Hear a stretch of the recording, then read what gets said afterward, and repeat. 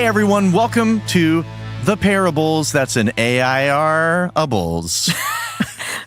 Not the things that are attached to Jesus. Right. Today we're still on the nerd train. I'm in the nerd caboose. I'm the conductor. Oh, damn. Toot, You're toot. at the front. I'm just making sure nothing creeps up from behind. So you're more the caboose watch out. Yeah. I got the little thing, where they got the little patio vibe right and you're there just standing there with a sniper rifle. There. Yeah, you know. Well, I guess trains are pretty appropriate for what we're talking about today, Allie. That's very true. About 6 months ago, there was a game released called Red Dead Redemption 2. The second. The Reckoning. Red Dead Reckoning. Red Dead Reckoning. Oh, that'd be a good name for a sequel. DLC. Another sequel. DLC.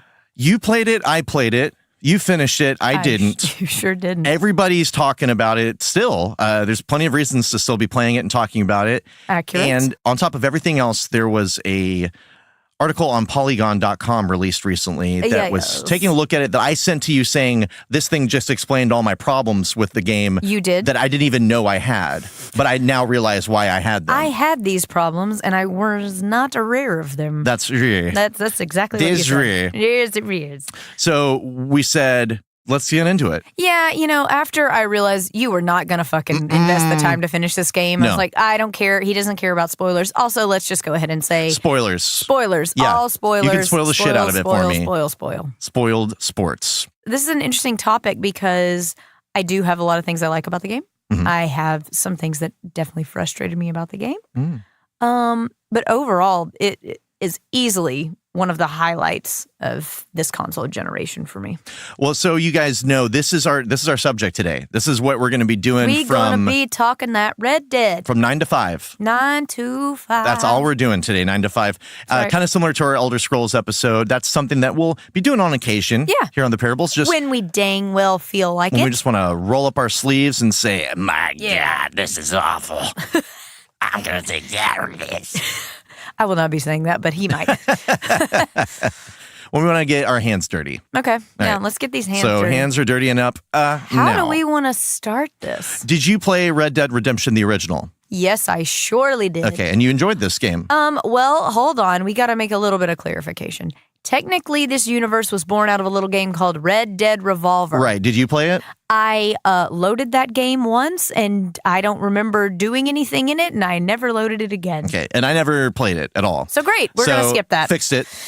Now, Red Dead Redemption, I know it's not the original in the series, but this game is very much a continuation, or actually a prequel to that game, and a continuation of the gameplay style. Yes.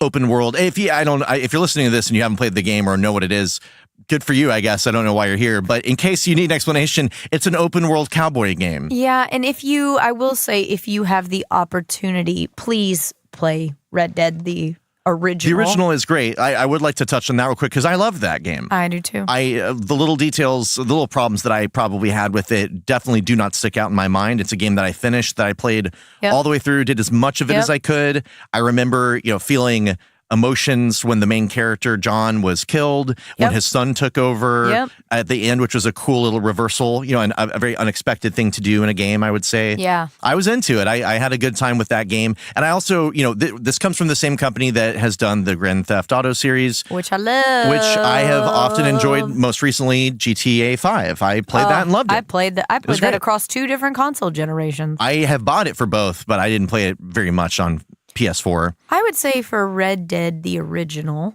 what we'll deem as Red Dead the original. Yes. I have 2 amusing memories. The mission where the man asks you to go pick flowers for his wife, and you take all the time finding all these specific flowers, and you bring them back, and he wants to introduce you to his wife, and she has been dead for quite some time and is sitting in a rocking chair. That's right. That's one of my favorites. And then my second, it is actually my standout memory, is when you travel to Mexico and the Jose Gonzalez song comes on.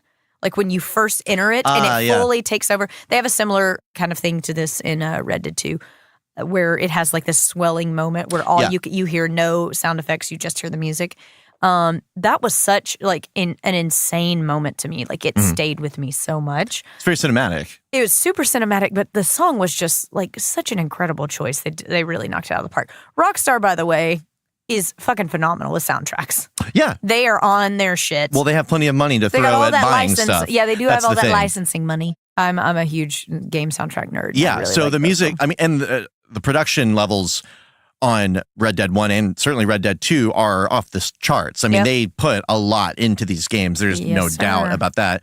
Yeah, Red Dead 1, I don't have a ton of like real gripping moments that I remember from it. It's been so long for me. Yeah. But yeah, I remember every time I go to a new area, whether it's like there's this kind of shady gambling town near the end that I remember going into that's around the swamps, and then going into Mexico in the desert and going and doing things out there and just feeling like I want to do all these things. There's so many things to do, but I don't feel overwhelmed with how many there are. Always feeling like I want to see this through. This is fun. I want to see what happens next on the story, and I want to do all the extra shit on the sides. I want to do. I'll have extra shit on the side. Extra shit on both sides, please. I enjoyed the shit out of both of these games. Yeah, right. So let's you want to segue? Move into this one. Yeah, I wasn't as excited. Not like I looked at it and thought it looked bad. I just hadn't been waiting around for the next one. I wasn't really waiting around for the next GTA game either.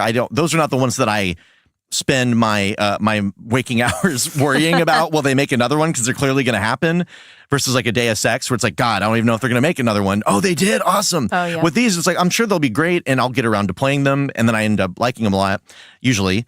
But I wasn't following the release schedule of the new one at all, and I only knew it was coming out because everyone was talking about it. Yeah, I wouldn't say following might not be the word that I would use, but I definitely keep a pulse on what Rockstar is doing because they're one of the few developers that can, maybe outside of a couple of first-party studios that Sony works with, they're one of the only people that really, I love the 5-year dev cycle. Yeah. Because when that game comes out, it is a realized experience. Now, that's not to say there's not going to be some bugs or some whatever.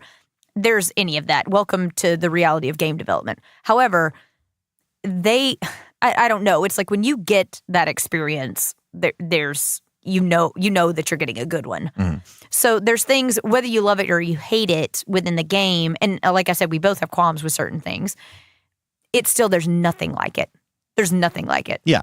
I mean, have you ever played a Western simulator before? Because I haven't. I played one that was better than this one. Was it one that you made? No, it was Red Dead Redemption 1. So you like Red Dead 1, although you did not finish Red Dead 2, just where you sit with both of them, do you like Red Dead? Red Dead 1 made me want to keep playing it. I didn't have I had very few of the same issues in that game that I had in this one. Okay. Which are, there's a number of them. And again, the article, like we're going to refer to this article on Polygon.com. There's one on Kotaku that says Red Dead Redemption 2 6 months later, which is just really a collection of events, I guess. But the one on Polygon.com. No, the Polygon is Red Dead Redemption 2 6 months later. 6 months later. Also, and that's the one, if you're interested, I would, again, you may have already checked this out. I would hope so. It's not the focus of today's conversation, but it did kind of spark us talking about this because I sent it to you saying this person has touched on either things I agreed with already or just all these things that fell off to me have now been explained to me through someone else's words. Yeah. But yeah, it has really cool illustrations. It does. I really like a lot of the art they do on that site. But yeah, Red Dead 1, I did finish, and I didn't finish it out of a feeling of obligation. Yeah, that's what I was going to say. You didn't feel obligated. No, and in playing, this won't be my going into all the things at once, so don't worry about that. But overall, like in playing Red Dead Redemption 2, have you ever had a movie or a book or something suggested to you? It's like a classic. You got to check it out. And you still weren't digging it, and your only reason you're doing it is to get to that point or because someone's telling you. Yeah. And I felt that every time I played this game. That bums me out. I get it, though. I wanted it to be good. I love open world games. I love the hours of just fun they play. They offer. Yep. Usually, there were things to enjoy about this game, but they were, for me, and again, I don't know how far I got. Like, I can't even give you a percentage of the story that I got through. Yeah. So everyone take that with a grain of salt, I guess, or that particular grain of salt that I only got so far into it. But I felt very much blocked from enjoying the game from already in those first few hours that I played, let alone the 10 or 15 I might have put into it ultimately. Yeah. But it's not that I have never abandoned a game, but like I'm playing Breath of the Wild, I'm going to see it all the way through. It's an open world game. I played Skyrim, obviously, open world game. Play it as much as you can to get through all the way through. That's not my typical way of playing an open world game. I want to play them. I feel compelled to play them. Yep. And that game, I felt blocked. I felt challenged. Like, oh yeah, you think you want to play this game? Yeah, we'll see about that. The We're gonna throw tedium this did at not you. sit well with you. No, and some of that I'm not even here to critique the game on a design level, really. Yeah. Even though that is what is taken to task in the article.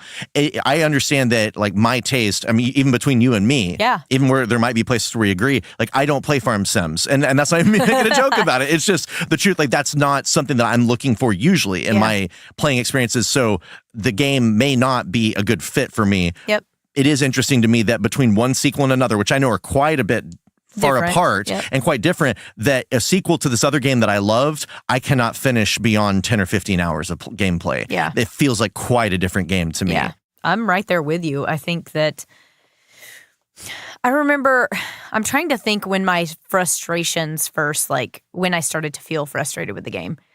I know when I rode 30 real life minutes to a location to do a mission. Yes. And did not have a jacket and I got too cold. Yes. I was not aware about prepping outfits or packing outfits on my horse at that time. So I had to ride 30 real minutes back to camp to at least equip a jacket. Then I rode 30 real minutes back to it.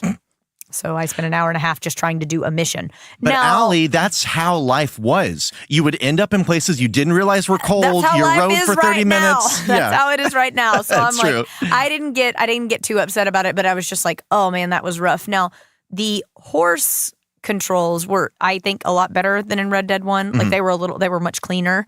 I didn't have as many issues. Also, it was significantly more punishing. So one funny story I'll tell is, obviously I talk about my wife. She also likes video games. I was playing Red Dead. I was trying to cook dinner and I said, hey, I've marked a spot on the map. All I want you to do is ride there.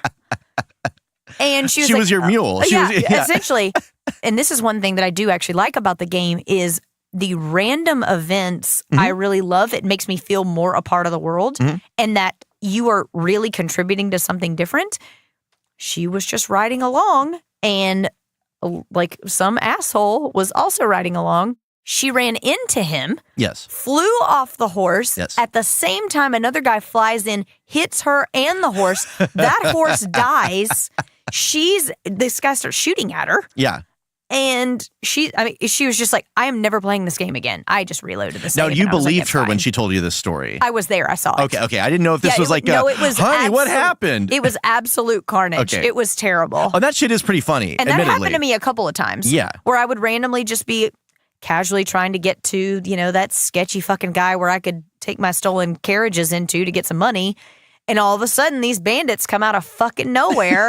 And I'm like, Bitch, I'm not trying to fight right now. I'm literally just trying to get this stagecoach. You're shooting it. The value's going down considerably every time you shoot me. Yes. Like, it's just frustrating. Well, and I'm thinking about, like, my first reaction internally is to be like, yeah, see, the fucking game sucks. Now, but on another level, in GTA games at large, and Grand Theft Auto 5, is the most obvious example, the recent one, that like you will be driving and somebody just drives erratically and your car smashes into them and they get out and start shooting at you. Yeah. But my car doesn't break its neck for And running die. into another car immediately, Yeah. unless it's a tiny motorcycle. Yeah. That's one of and this is something that got pointed out in the article.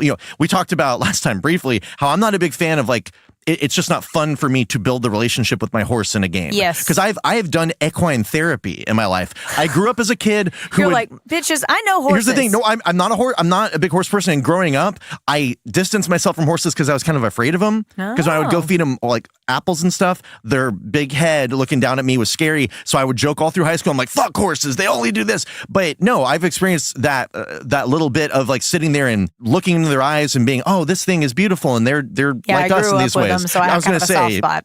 Yeah, they're great. But the fragility of the horses in this, however real that might be, and again, I'm kind of pulling from the article here. That's your whole part about how you're like, I'm not playing a game anymore. I'm not. Well, here's the thing. It may be realistic, but they put such emphasis on how important it is to build a relationship with your horse. Yet they tell you to go gather a lot of horses, collect horses, but you take so long to get a good relationship with one, and they'll die on just like turn of a dime. They can. I mean, I was obsessive about mine. I kept the same horse the entire game. Yeah. I talked to several people that had like 2 or 3. I kept it. I didn't give a fuck. I reloaded it. What's the benefit of not keeping the one? I mean, I spent all this time building it up. So when you max out all the levels, I'm like, sure, I can start a new relationship with this one. It's slower. It doesn't respond why am as I doing whatever. it? It's like, I don't want to do it. So I'm like, I'll just keep mine and start over. Especially, I mean, I tried to save pretty consistently because, again, one of the things I love and hate was the random nature of the game. Yes. I could literally be just on a quiet stroll trying to do something, and all of a sudden there's like a guy out here who's like, hey, mister, can you help me? Or whatever. So you get over your ear, like, yeah, buddy, what's going on? And he's like, give me your money. And I'm like, no, you're going to fucking die. Yeah, no, that was fun. That was definitely fun. That part I liked, and I love that aspect of it. Or like there's one where a woman's tied up on the back of some guy's horse, and he's like, stay out of it, mister. Yeah. I'm like, this doesn't feel right. And she was like, thank you so much. This guy fucking abducted me. You know, whatever. I was like, oh, that feels good. I like that. It does. Yeah, that stuff is cool. How did you feel just in general about Arthur as a character? So the bit that I got to experience with him, I thought he was well acted. And I think the acting largely on the thing was pretty Really good. Yeah.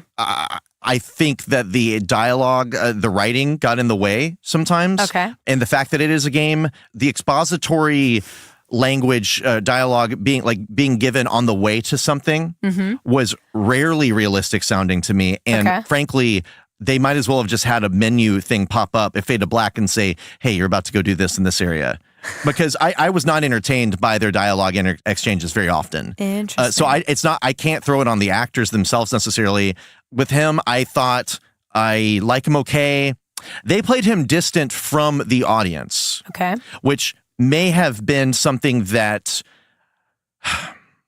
on a TV show would work for me. Okay. Now, again, I only played, keep in mind, I only played however far into it. Freaking 15 hours. Yeah, out of a 100-hour game, at very least. So maybe there's more to his story. I'm sure there's more to his story that I didn't get into. You did. You missed it. But they didn't give me a reason to care about him during the time that I played it. So this is what's so interesting to me, is this is a theme for you, man. You won't give, if there's a hint of you not liking it, you're down, you're dead. Here's I agree.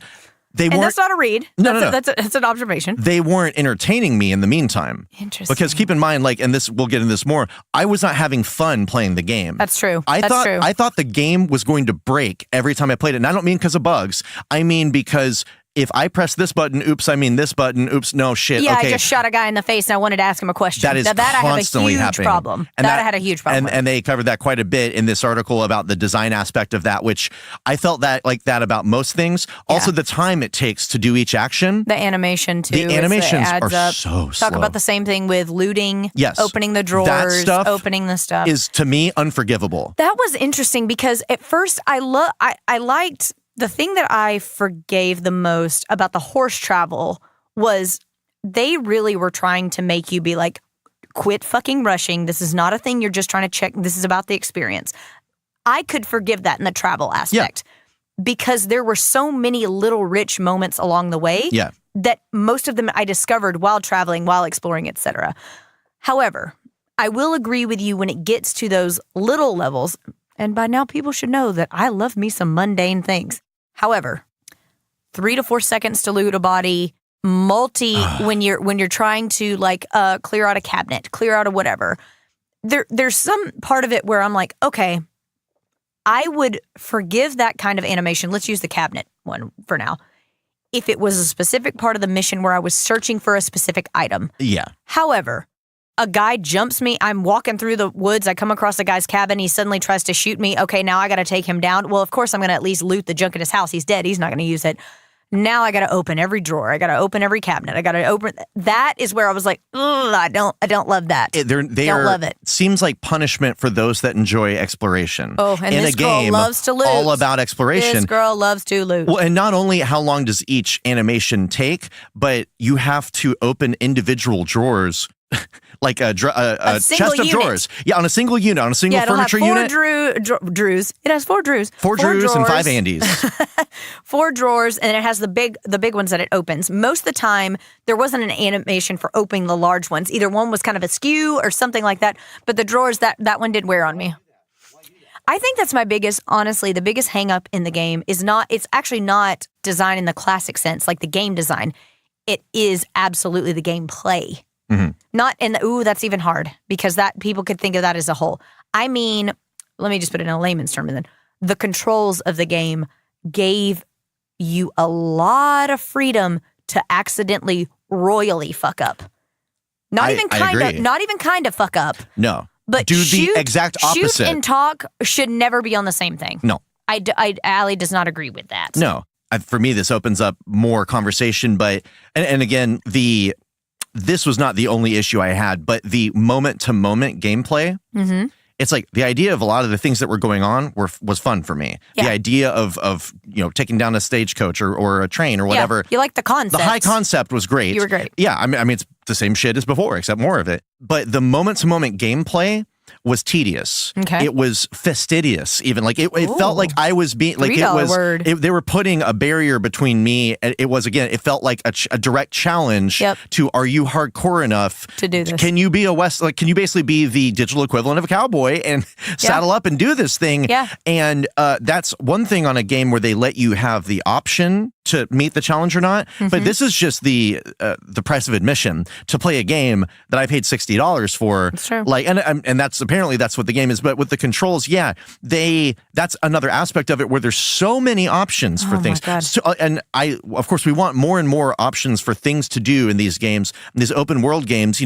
Fishing, hunting, rock climbing, riding horses, riding stagecoach. Like, there's a need for there to be different layouts. But when and stuff you like that. have mini games in a game where you remap the buttons where they make sense, to me, that leaves no excuse to make the rest of it tedious. Oh, no. None of it's an excuse. And what we end up in with the amount of because not only are all these different things to do in this game, but there's all these layers of what really are faux realism, because they're willing to make certain things that are difficult, hyper realistic. And guess what? That's everything that says it's realistic. It's not, because you can't have everything in vivid detail. Yeah. But they try to get it there almost. And there's some pieces of that I like. Like, as dumb as it is, I liked that Arthur's beard grew over time. Yeah, it's cute. All of a sudden, he looks gross. Or I fell in the mud. Shit, I actually have to go take a bath because I walked into this guy's shop and he's like, "Get out of here, you fucking bum," because he thinks I'm a vagrant. That's tedious, but at least it's a little more believable. It is. Agreed. I will agree it's more believable. For me, it's like the first time it happens, it's cute. And the then second time, I'm like, I never want to have to do that again. That's funny that you guys mentioned that, but then let's not do it anymore. Yep. But the more level of detail and different things, I mean, it's almost like they're running, I don't know if this is true, but it feels like they're running into the issue of the hardware can only get so good. We don't have the next PlayStation yet. Yep. So all we can do is push it to the limit and then add more and more things and layers of gritty detail that you're now in charge of. Yep. Whether it's keeping up with the camp of people and making sure you have enough this and enough this, making sure you're wearing the right clothing, making sure your horse is okay. All these levels of things that, because you can't just do more graphically or do more, like, you can't fly a spaceship because it's a fucking cowboy game. Like, all that. Or you're saying, like, maybe they couldn't expand upon the systems in a way that, like you said, because the hardware's already maybe taxed, so. But you also run into this. The same number of buttons on the PS4 controller as on the PlayStation 3 controller. I mean, this is a simple, dumb thing. Yeah. But if you think about it, they have I didn't have that problem with John. No, they've tripled the amount of issues that could pop up. Yep. And I believe that there is a way to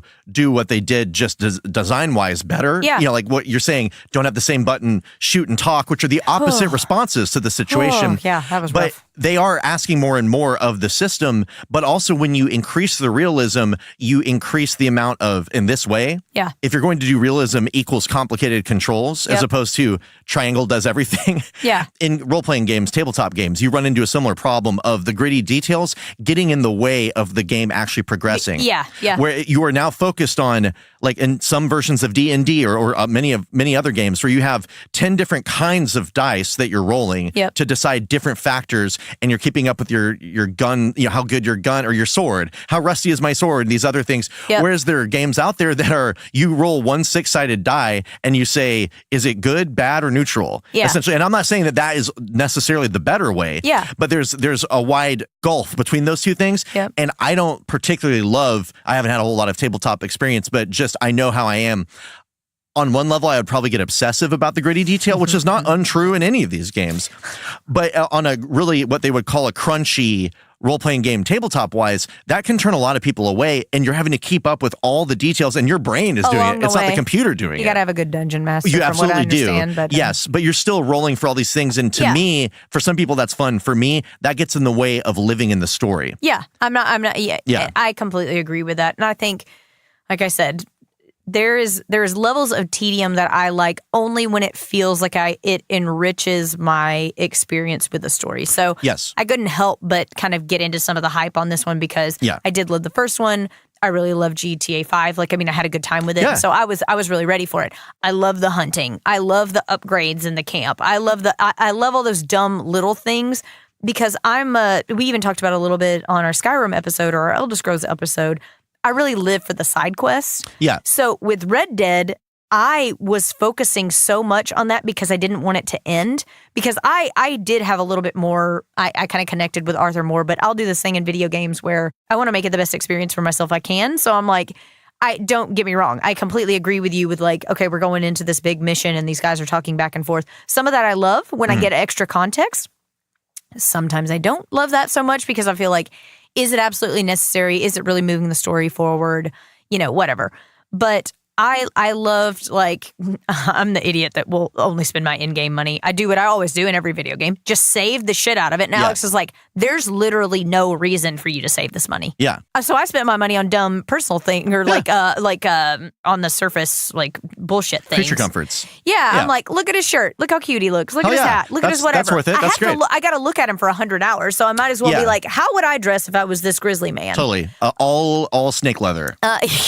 Absolutely. More turquoise. Yeah. But I really enjoyed Arthur and I enjoyed bonding with him in that way. But I think because I did that, which you have an idea of, but since you didn't finish the game, when you find out that he is terminally ill and he's going to die, I was really upset. I was like, I knew he wasn't going to survive the story. I absolutely knew that. So for then seeing a guy that was just like, I do everything for this gang. I just follow this dude. I'm just a good soldier. That's pretty much all he is. He's a really loyal soldier. Yeah. And when he starts thinking for himself and starts looking at the bigger picture and starts wondering, like, if I wouldn't have done this, could I have done this and whatever. And what he does for John to essentially save John and say, listen, you got to get the fuck out of this. I know I'm not going to leave. I'm not going to get out of this gig alive. Yeah. But let's at least set you up for success. Yeah. So that whole piece of the game, I think I held on to it knowing that there were faults. I like personally chose to see what I wanted to see. And I was like, I'm going to enjoy as much of Arthur as I can. But especially the instant I found out he had TB. Yeah. I was like, okay, I'm going to try to milk this for all that I can. And, and they did a really good job of like, he increasingly is coughing more. He has the moments where he blacks out and things like that. People make comments about how you look and how you're feeling and you're just trying to keep it. And even though, God, when it would cut to like scenes of dialogue, he looks more sickly. Like they did a really good job with that. Yeah. I liked any of the moments where I feel like I could really fuck over people that I thought were disgusting. The KKK, the fucking hillbilly, like crazy people that would pull stagecoaches off the road and torture and rape just women and stuff people, like that. Yeah, disgusting humans. I love anything like that. It's like the same reason why Far Cry 5 is amusing to me. Yeah. Kill crazy cultists. You got it, Chief. Let's do it. They make it easy. Yeah. They make it easy to just kill. Yeah, I'm like, you're nuts.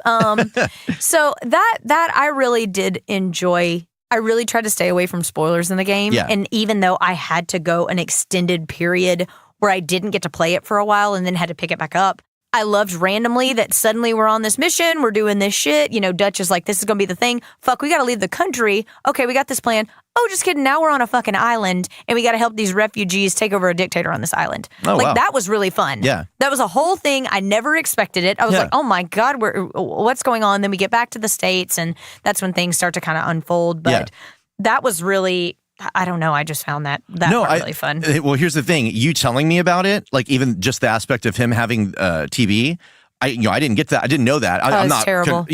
I'm like that endears him more to me now because I can totally see how that plays out.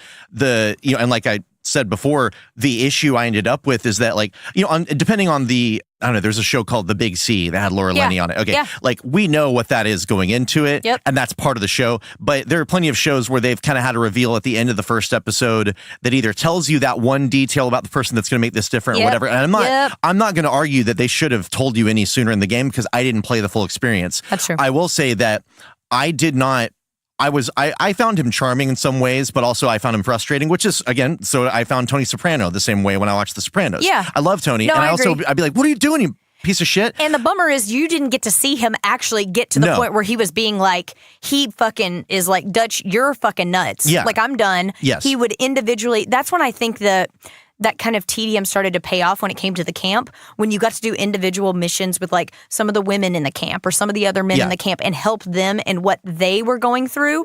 Trust me, in that first 10 to, God, I would even say 20 to 25 hours, you're barely scratching the surface of him realizing he's just on this constant, uphill battle, but also being like, this guy I've known my entire life since I was a kid that's taking care of me is fucking nuts. Yeah. He always says there's a plan. He always is trying to go towards this bigger thing. And all he fucking, at the end of the day, cares about is himself. And I'm going to actually start giving a shit about these people, not just him. Yeah. I wanted to, the storytelling of the game was interesting to me, but also frustrating because the tone seemed especially serious. Like they wanted it to be Deadwood from the start. And I'm all in for that. Deadwood. I do love Deadwood and I'm all in for that. But then the random shit that I would encounter rarely seemed serious. Yeah. It seemed like both sides of it were amped up a little more. Yep. Like both the serious stuff wanted to be extra heart-wrenching or extra, we're a couple of roughnecks and you don't understand what it's like to be a man at this time. But on the other hand, it's like, hi, over here. and they both have a place in a Rockstar game because that's how it goes. That's but how they GTA managed to live in a world that felt heightened all the time.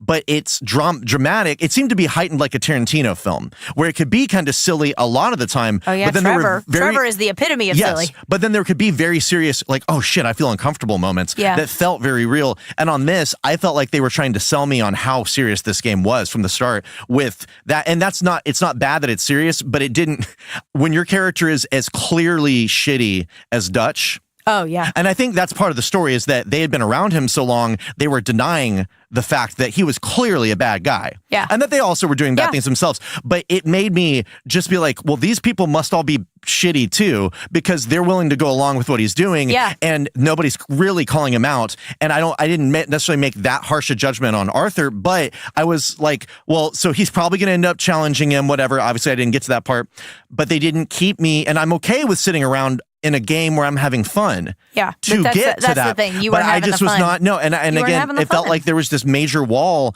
of everything being, you have to earn your, I don't feel as a game player, I should have to earn my fun. I shouldn't have to earn both. I don't feel that I should have to get to the part where I start enjoying the gameplay. I should have that from the start. I mean, there may be things that open up that make something more fun, but that should always be there whether I like the story or not. Plenty of games I played to finish where I didn't care about the story, but I enjoyed the gameplay. Yeah, Far Cry. I'm just there to shoot now. I don't even care. Shooty time. I don't give a shit. Shooty time 5.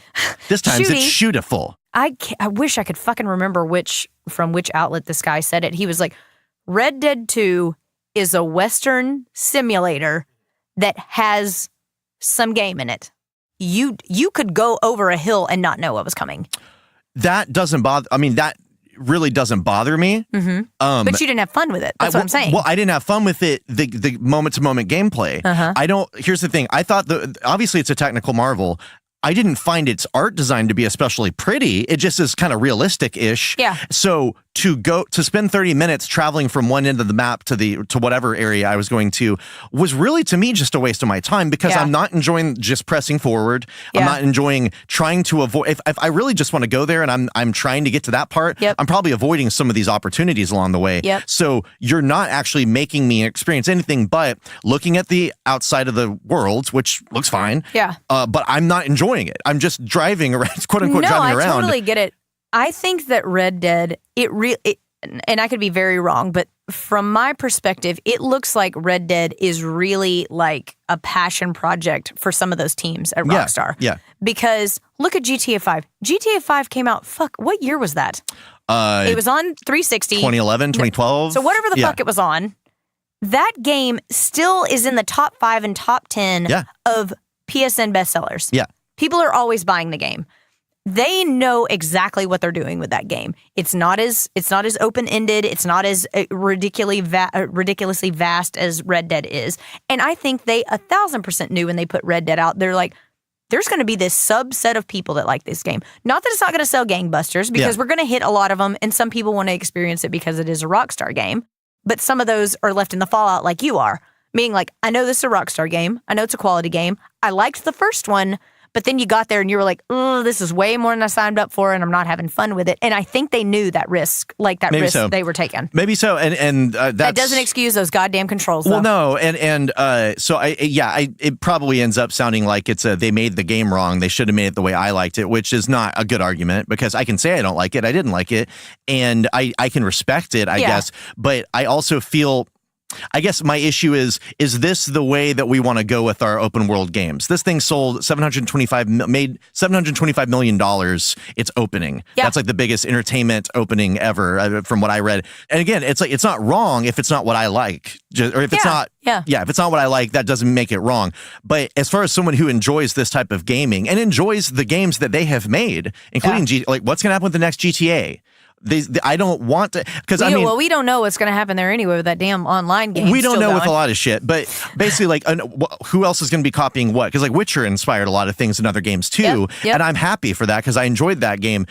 My problem, what is the effect this game is having on the youth? Less on the people. Think of the children. Think of the children video games that will come out that will ape this style. Because it's not... They're going to try, but it's not going to happen. Well, this is something that I push... I've mentioned a lot at work recently, because we'll come into things. There's a lot of sound design and things that we have to deal with. We're trying to tell a story through sound, whether it's talking or not. And sometimes it's a question of... an engineer or something like that puts in the right sound technically for like what a certain plane sounds like, or what an explosion, or what a gun sounds like. I mean, my dad, who's a Vietnam vet, will tell you that's not the way that gun sounds. He will happily, I'm sure you could tell us that too a lot of the time. But then there's also the question of, okay, that may be realistically what it would be like. Then there's you're also here to entertain. Yeah. Because when it's a podcast, it's ultimately entertainment. Yeah. It's not a documentary. If it's fiction, especially, you are here to entertain me. What actually plays as a good gun sound for that moment? Yeah. Versus what would the gun actually sound like? And this may seem divorced from this stuff, but on the game side, no, but I agree. And maybe it's just me arguing again. Well, they should have made a version of it for those of us that don't want that. It's not that they did anything unfair to anybody. It's just a game. They released the game they wanted to make. I am disappointed as a person who really enjoyed the first one and has enjoyed the games that they've made, that this is where they went with it. Yep. I feel like the realism is there's an argument being made for realism's sake. Yes. That it somehow buys some kind of weight, which it doesn't for me, because there is, and the article points this out, and I'm not going to say how I would accomplish it, but you can make me feel immersed in the story, in the game, in the whatever, and it feel realistic to me without simulating how sweat. I have to wipe my head because it's sweaty. I know that's not in the game, but that's the thing I don't want to have to do. Yeah, and yet I want realism to some extent. I think the thing that you have to keep in mind here, or we all of us do, and this is a whole nother can of worms that you could open, but it's like, we didn't make this game. And if you, or if any of us think that there is something to be said with video games as an art form, I've said it a lot of times, you can vote with your monies if you don't want to play it. Now, before we get into that, because I'm not shitting all over your thing. No, you're fine. When you liked the previous one, you also like their other series. Yes. And you're going into this, you're most naturally going to say, yes, I'm most likely going to like this game. Yes. Totally get that. But even though I didn't read like a ton about it going in, I listened to a couple of people who got to preview the game before it was released, even though it was a small kind of piece of it. I knew that this was going to be an experience, and it was like, you're either going to be here for the ride or you're not. Mm-hmm. So I kind of chose, there's going to be parts of it that I get annoyed with, and there were. The controls really, that one for me is where it was the hardest. I can kind of deal with some of the tedium, believe that like, pushing the hyper realism that's not really realistic and things like that. I was there kind of for the journey. Yeah. And I said, I know this is going to be a long ass game. And for me personally, because the tedium didn't really bother me as much and I was still managing to have fun. Mm-hmm. We can admit that's pretty much the key. Yeah, yeah. I was having fun even in more of the tedious moments because I was able to get through that. And like you said, you shouldn't have to be like, if you invest 40 hours, you're just going to love the end, I promise. Like, it doesn't need to be that way. But I kind of signed up and I was like, this is going to be a journey. I know it's going to be different, especially from some of the preview stuff that I read. This is not going to necessarily be for that GTA 5 audience. Yeah. This might not even necessarily be for the freaking Red Dead 1 audience. Right. But it is something that they want to try and they want to push the limits of. And there are some things in it that I appreciate that they did. Because what this fucking game did do is made Bethesda go back to the goddamn drawing board, which it pretty much, if you kind of like read between the lines between Witcher and this, I firmly believe that that's why Elder Scrolls 6 is so fucking far off. Yeah. They were like, we can't get away with making Skyrim again. Not after this. They can with me, though, at this They totally can with me. But not overall. Yeah, I agree. They can't do it. I think Witcher is a better balance. It's like if Red Dead's over here way on the right and Skyrim's here way on the left. Yeah. Witcher found a nice one. Now, people will still say that Witcher, for some people, was really overwhelming. There were too many quests. That just makes me excited. Yeah. But to be fair, they did a really good job of being like, you could never do another damn side quest if you wanted, and you could just play through that main story and do it. And there's plenty there. I did not do that. I did not remotely take that route, but I think Red Dead is, like you said, a technical feat. I think that the control system is really frustrating. I knew from the beginning Arthur was going to die. There was no way, because if it's a prequel and he's not there in the original, then he's not there. Yeah. Since you didn't get to the ending, the hardest part was I knew that I had finally hit the end stage because my horse was shot and instantly killed, and there was no reload. I was like, this is it. This is the end. So it's me and John. We're fleeing. We're up on this thing. And now the one thing that I like is depending on how you acted as a human through the course of this game is the ending you get. That's what that You end up in heaven or hell. You do. I was floating with Jesus. I would have loved it if they would have been like flames start closing in from the sides and the silhouette, and then it's just like, hello, John. Or what is it? Arthur. Yeah. So John manages to get away. He was like, go do what's best for your family. Don't turn your back on this life. Go be a better guy. Do all the things I couldn't do, which was wonderful. And then, seeing Arthur able to die, I got the good ending, so to speak. So I got to see Arthur was very much dying on the side of a mountain. He gets to see this beautiful sunset, which reminds him of another earlier part in their game where he harkens onto a similar thing. He's having the visions of seeing the animals in the wild and all the things that were beautiful in life to him. So he's gone. The best part of that for me was there's a whole nother fucking section of the game. I read about that today. Which I loved. Yeah. That part I did really enjoy. I'm like, okay, here I'm playing as John now. That was such... Somebody made a good point. They were like, Arthur could have died on the side of that fucking mountain, and that could have been DLC to play as Marston again. Totally. But that was really nice. I really enjoyed that because it brings back in other characters that I liked, that I got to interact with some more, building his cabin. There's even the silly little mini things where you're like, go water the animals, go do this. And then you get some baked in action with some, kind of surrounding things. And then it wraps up nicely and you see where it's going to go from there. Yeah. So I really enjoyed the ending of the game. I think once you get on the arc, when Arthur is fully committed to Dutch is nuts, when you directly start disobeying, I can't remember the exact one, but when you directly disobey an order, it's John. He's like, we'll get him later. Yeah. And he's like, are we ever going to go get him? He's like, yeah, we'll get him later. And Abigail comes to you and she's like, Arthur, I don't know what the fuck's going on. So you managed to get some people that are on your side and you go get him. So that was really great. So everything leading up to that, I was like, I have to finish the game. I was like, I got to do it. Of course.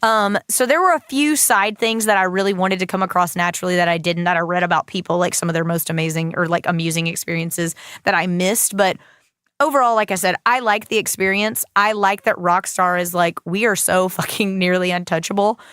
We can spend 5 to 6 years making a game that can be this divisive. And some people can love and some people can hate. That's the definition of divisive. I think that's the second time I've ever done this on this podcast. Let me just define words here.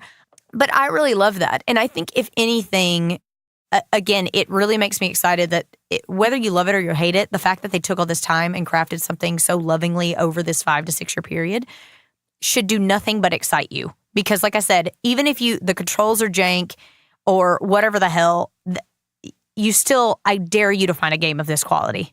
I guess my overall take on the game itself, and that includes the company, was the phrase, they suffered for their art, now you do too. Because it's like a bunch of research probably went into it, a bunch of hours, however many, even if it's just 40 per person, whatever, a week, went into it. They slaved over this stuff, and now your only option there's only one way to experience it, and it's this. And it sounds like whatever it was designed to be the way it is. Yep. And so therefore it is just not my cup of tea. Yeah. But and that's for all the reasons stated above, disappointing.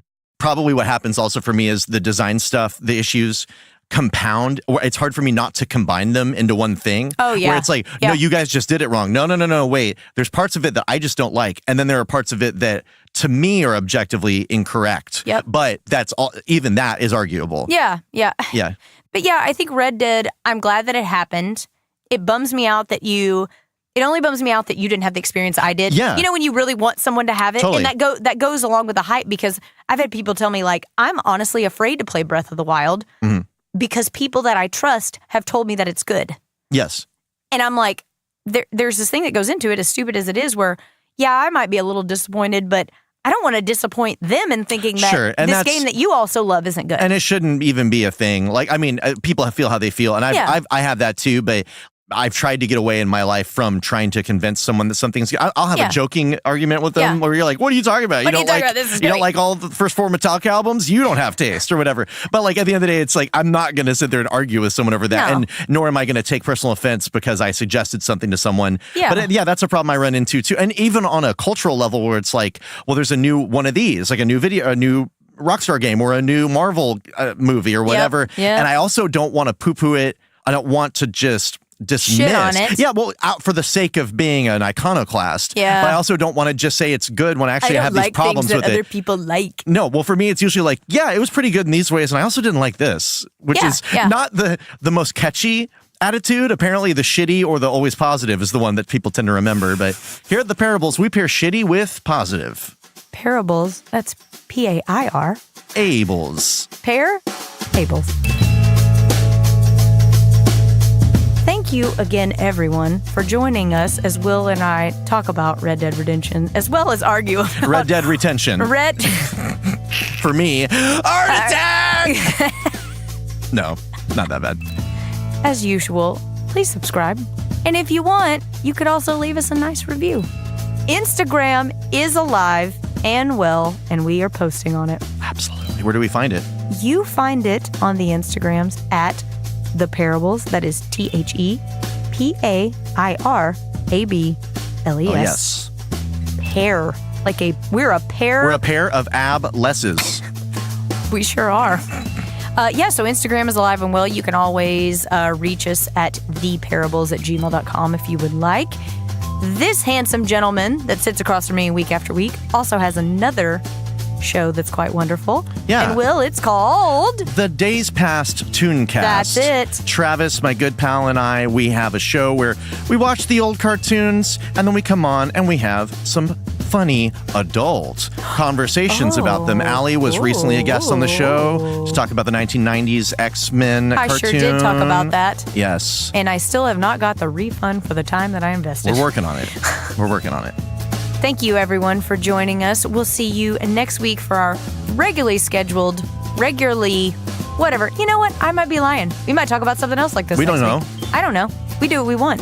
That's how parables roll. Parables, P-A-I-R. Ab-less. Pair abless. 1-800-AB-LESS for less abs. Hey, I got them. They got them. This dad bod's coming in strong. Oh, well, we will see you all next week. Bye. Bye.